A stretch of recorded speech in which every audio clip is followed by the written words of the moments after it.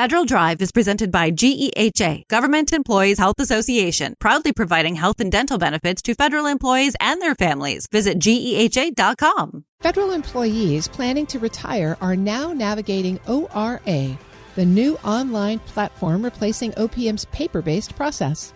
The system is designed to streamline retirement, but early users are facing delays, confusion, and communication breakdowns.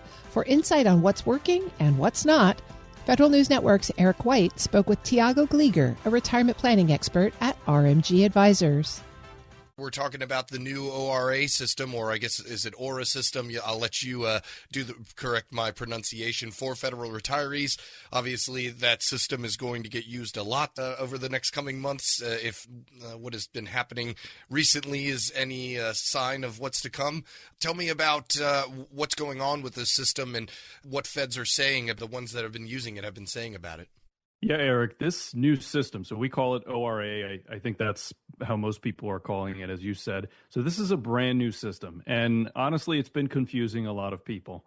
Okay, it's replacing the old paperwork that a lot of federal employees had to fill out, the SF 3107, as they were going to retire from their agencies. But I think the big problem here, Eric, is they're finding that a lot of the HR departments are just simply overwhelmed, right? We had a lot of people that were leaving. We have bottlenecking of a lot of people that are leaving on DRP as well.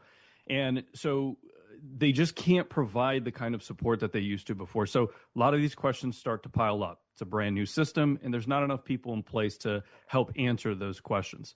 Retirement is already a pretty stressful process for people, right? So then on top of that, not having a clear process or information about a new system only adds to the anxiety.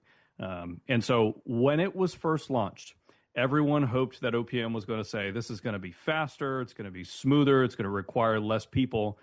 And OPM actually said the opposite. They said at first, it might actually take longer. Okay. They are very hopeful that over time, this is going to be a good system. But right now, there's a lot of moving parts that have to come together for all of that efficiency to really start showing up. And as you guys have seen, Eric, there's tens of thousands of federal employees retiring. We just had the first wave here on 9/30. We're going to have another wave here on 12/31. And so it's really, really tough for people to get answers to the system. Yeah, sort of ready, fire, aim approach that we love here in the USA. Walk us through what a federal employee should expect when they decide to retire under this new system. What are some of the major changes from the old system? Not that anybody retires more than once, hopefully, but what exactly are they looking at from a landscape perspective? Yeah, so what it used to be is that a lot of agencies would run the GRB platform retirement estimator for federal employees retiring. And the GRB platform was effectively a repository of your federal service, and it would give you information on what retirement could look like, estimates of your pension, things like that. So then we run into problem number one. A lot of agencies cut GRB.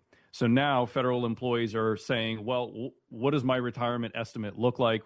How many creditable years do I have? That system is no longer there. So then agencies are not even able to provide that information.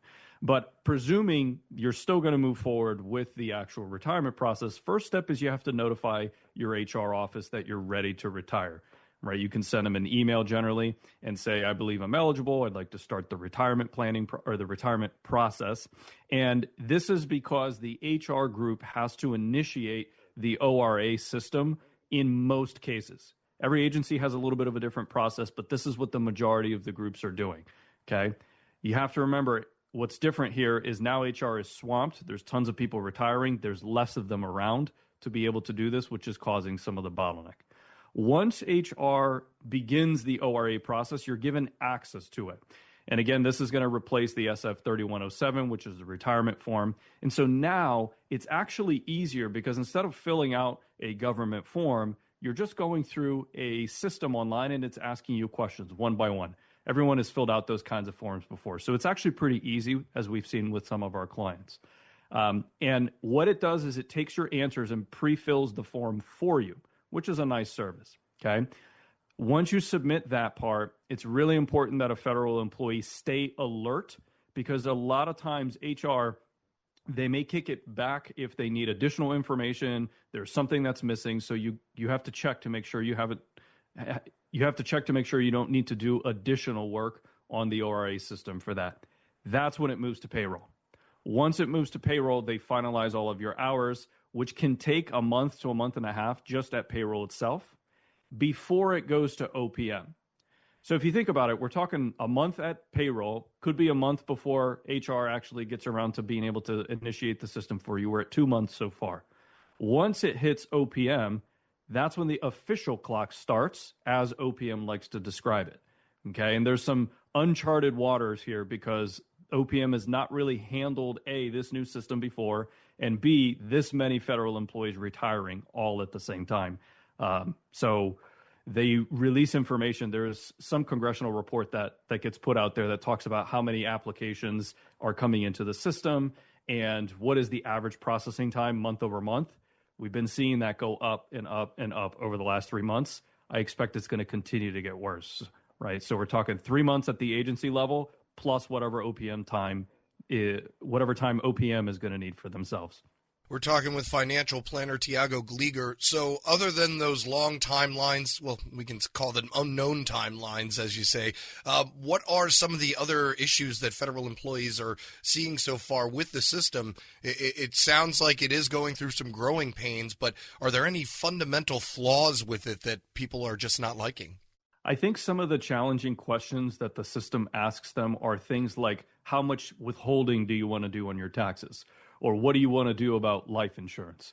And before, there were some guidance in the forms and how to be thinking about some of these things. The system is a little bit more streamlined, and it just asks you the question.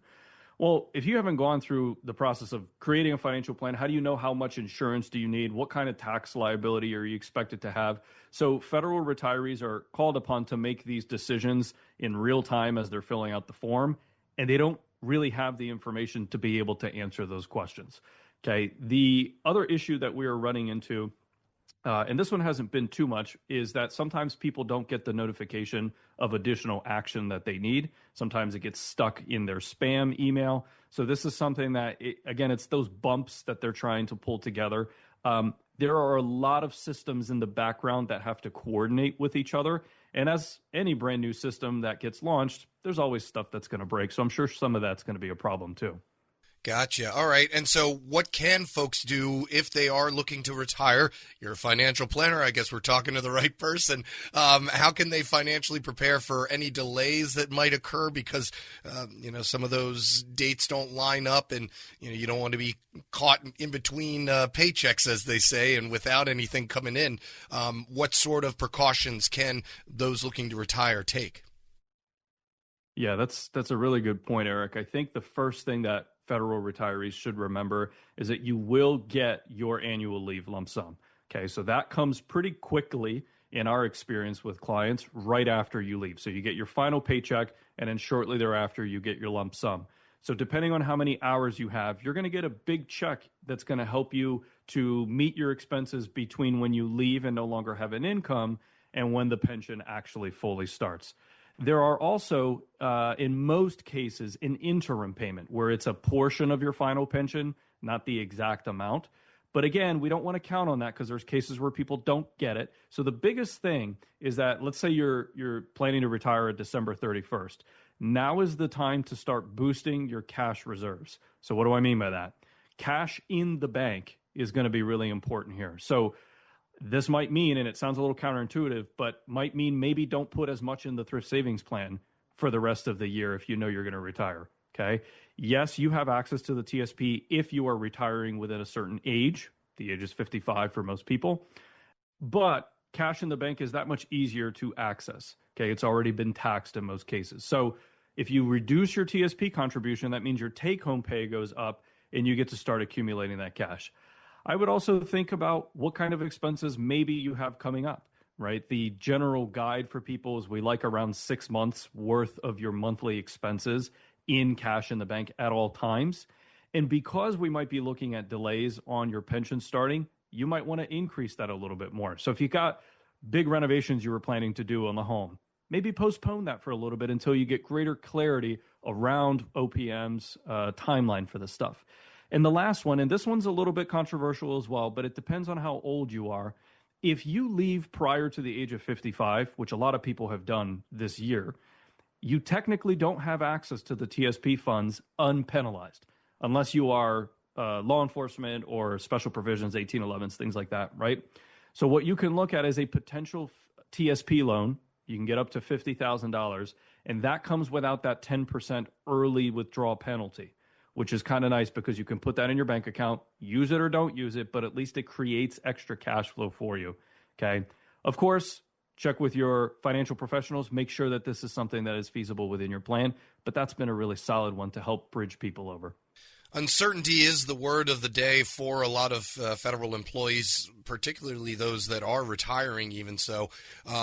Any advice on handling that aspect of things? You're already going through the anguish of entering into a new stage of your life, having all of this in the background of shutdowns and potential furloughs and things of that nature. What can you tell people that are going through this right now? I would say for folks to rely on your planning. This is something that creates great peace of mind, just knowing what you're going to do in which scenario. So if this happens, if it takes longer, if the markets crash in the middle of your waiting for your pension, all of these things, if you can think ahead of what those potential problems may be and what you're going to do if those things happen, or what you're going to do in preparation to hedge some of those risks, that gives you great peace of mind. Okay. We have to be careful about watching the economy and the news around the markets. The markets are very volatile, and you always have different opinions and people talking about what the markets are going to do next. We have to be careful because that creates a lot of anxiety for retirement. And I think, too, the more information you have, the better. OPM has a really, really helpful retirement quick guide, which, we can give you guys the link, and I'm sure you guys have this already. You can put it in the show notes. But the OPM retirement quick guide is super helpful. It walks you through the process so you know what to expect. And in fact, there is one additional resource that is actually your benefits officer directory. This is something that OPM maintains pretty regularly, and it's the HR person in charge at your office. In case the process is just stuck, and if you can't get answers, you can't get anywhere, this is a place you can look for to find out who's in charge at your agency to get the answers you need. Thiago Glieger is a private wealth advisor with RMG Advisors. Thank you so much for filling us in. Thanks, Eric. And we'll post a link to this interview along with a link to that guide at federalnewsnetwork.com/Federal Drive.